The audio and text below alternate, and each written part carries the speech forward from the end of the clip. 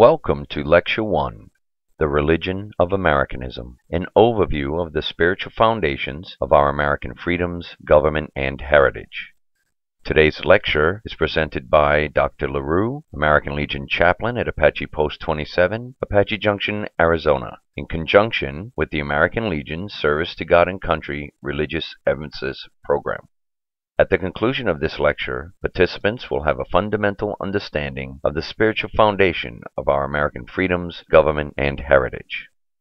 The textbooks for this lecture are the American Legion Service to God and Country Chaplain's Handbook, the American Legion Extension Institute Lesson Booklet Number 3, and the American Legion Chaplain's Manual. On the very first page of the American Legion Chaplain's Handbook, we read, "The American Legion, pledged to service for God and country, has continuously emphasized the spiritual foundations of our freedom. To preserve this freedom, we must continue to hold before the American people the spiritual foundations of our country. We must reaffirm our faith in Almighty God and consistently rekindle that spirit of humble reliance on divine guidance which inspired the founders of our country. It behooves us, as a nation, to arm our people in time of peril with the ageless weapons of moral and spiritual might, and to uphold and preserve unimpaired the spiritual heritage of America. The providence of God was ever in the mind of those who laid the foundations of our nation. Our nation's security was not placed in any one individual, in classes of people, or mortal plans, but was based on trust in God and in the individual responsibility of a free people to God and to all citizens. The founders of the American Legion knew that God and country must go together if our country would remain great and permanent. Such is still the concept of those who guide the destiny of our organization. On pages 23 and 24 of the Extension Institute text, we read, "When our founding fathers established our government, they based the practical workings of it on a new and untried political philosophy. They based our form of government on the belief that the great Creator of man had endowed each and every human being with certain unalienable rights, that among these are life, liberty, and the pursuit of happiness. Then they fashioned a government that would protect these God-given rights. Under our American philosophy of government, the withdrawal of human rights is impossible. Since God gave us rights, only God can take them away. No state can take your life, your liberty, your property, or any other right. Rights are God-given, and our government recognizes this fact. The American Legion realizes the American people must never forget God, the source of their rights. People who realize that their Creator endowed them with their rights can never be sold on totalitarianism, no matter what face it shows. It is the aim and objective of this American Legion program to bring God to the forefront in American life, not merely to the religious life, but to the social, economic, and political life as well. God is an essential part of true Americanism." And in the American Legion Chaplain's Manual, pages 18 and 91, we read that the chaplain of the Legion is by definition non-denominational, and the American Legion services are non-sectarian. Now, the non-denominational and non-sectarian model that the American Legion is based on comes from the very spiritual foundations of our American freedoms, government, and heritage, because they are, in fact, by definition themselves, non-sectarian and non-denominational. Now, non-sectarianism means that you're not affiliated with or restricted to a particular religious group or sect. This includes Christianity. In a 2010 speech made before a crowd in Turkey, President Obama reminded the world that the United States is not a Christian nation. In the speech, the president said, "One of the great strengths of the United States is we do not consider ourselves a Christian nation, or a Jewish nation, or a Muslim nation. We consider ourselves a nation of citizens who are bound by ideals and a set of values." Now, despite some ridicule made by evangelical Christians over President Obama's comment, the executive, legislative, and judicial branches of our government have proudly proclaimed this element of our American heritage since the founding of our country. George Washington, in his letter to the United Baptist Chamber of Virginia in May of 1789, wrote, "Every man conducting himself as a good citizen, and being accountable to God alone for his religious opinions, ought to be protected in worshiping the deity according to the dictates of his own conscience." Regarding Thomas Jefferson, Harry S. Truman once said, "Not all of Jefferson's ideas were popular, though most of them were absolutely right. He was also called an atheist because he didn't believe in state church. an official church of the government, and in fact made it clear that he didn't much like any church at all, though he did admire many, though not all, of the teachings of religion. And you'll recall that it was Jefferson, as governor of Virginia, who wrote the Statute of Religious Liberty in 1786, which said that no man shall be compelled to frequent or support any religious worship, but that all people shall be free to profess their opinion in matters of religion. He summed up very bluntly one time his view that no man harmed anyone else in choosing and practicing his own religion, or no religion. It does me no injury, he said, for my neighbor to say that there are 20 gods or no God. It neither picks my pocket nor breaks my leg. President John F. Kennedy once said, "I believe in an America that is officially neither Catholic, Protestant, nor Jewish, where no public official either requests or accepts instructions on public policy from the Pope, the National Council of Churches, or any other ecclesiastical source. No religious body seeks to impose its will directly or indirectly upon the general populace or the public acts of its officials, and where religious liberty is so indivisible that an act against one church is treated as an act against them all."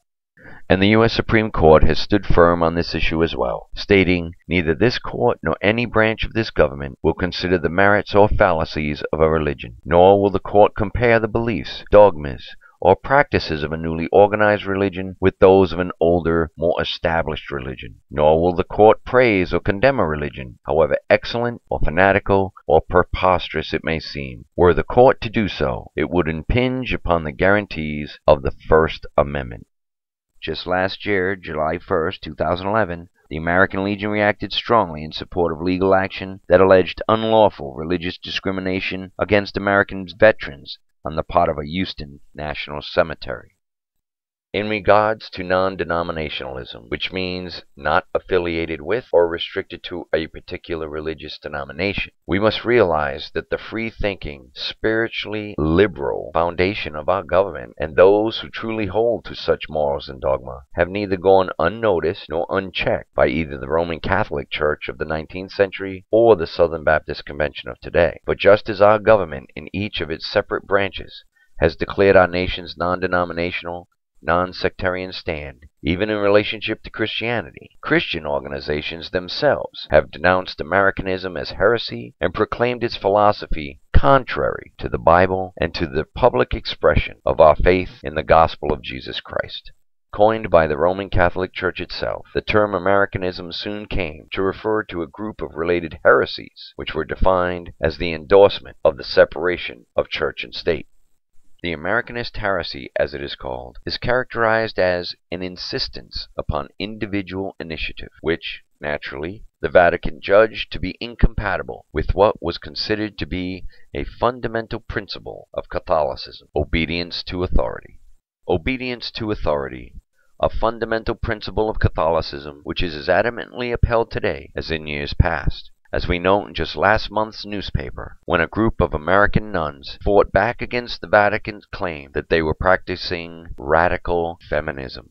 And so in 1898, Pope Leo XIII wrote against the heresy of Americanism, lamenting an America where church and state are dissevered and divorced, and he wrote of his preference for a closer relationship between the Catholic Church and the state among more European lines.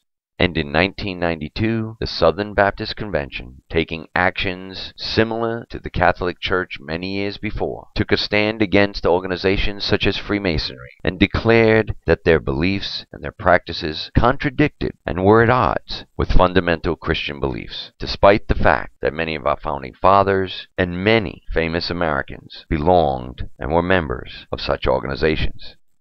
The truth is, true Americanism and our American philosophy, which many scholars of today say are modeled upon the teachings of Freemasonry and the Anderson Constitution, will always appear heretical in light of dogmatic Christian beliefs. The divine principles of liberty, equality, and fraternity, the holy trinity of democracy, and fundamental principles of our way of life are themselves non-sectarian and non-denominational. "I like the religion that teaches liberty, equality, and fraternity," wrote B.R. Ambedkar, one of the most prominent Indian leaders of the 20th century, instrumental in the current revival of Buddhism in India. He continued to write, however, "Let no one say that I have borrowed my philosophy from the French Revolution. I have not. I have derived them from the teachings of my master, the Buddha. I found that his teaching was democratic to the core." And Gordon von List, one of the most important figures in the 19th and 20th century in the areas of Germanic revivalism, wrote thus: "In the course of uncounted generations, all men will become Einherjar, and that state, willed and preordained by the Godhead, of general liberty, equality, and fraternity, will be reached. These ideas of life, liberty, and the pursuit of happiness, which our founding fathers taught, are divine principles found in all the religions of the world. And because of that, we find ourselves in agreement with organizations such as the Theosophical Society, whose motto it is that there is no religion higher than truth. By being non-denominational and non-sectarian, we can adopt an attitude of no thing, not nothing. In other words, without focusing on one thing, we can focus on all things. And because we take no side, we can serve and minister on all sides. Since the chaplain of the Legion is by definition non-denominational, another level of pastoral care can be attained. And because the American Legion service is non-sectarian, it may be varied in accordance with the religious belief of the deceased legionnaire. The wishes of the family of the deceased and of the officiating clergy can be respected. We as legionnaires must reaffirm our faith in Almighty God, for our nation's security was not placed in any one individual, in classes of people, or mortal plans, but was based on a trust in God and the individual responsibility of a free people to that God, and then because of the responsibility to that God, to each other in the community. Secondly, we as American Legionnaires need to constantly rekindle that spirit of humble reliance on divine guidance which inspired the founders of our country. The providence of God was ever in the mind of those who laid the foundations of our nation. Now, when we read this, we might ask, what divine guidance are we talking about here? What providence? It is the realization that our rights are God-given. That was the guidance received by our founding fathers. That's the providence of God that is manifested through the doctrines of Americanism.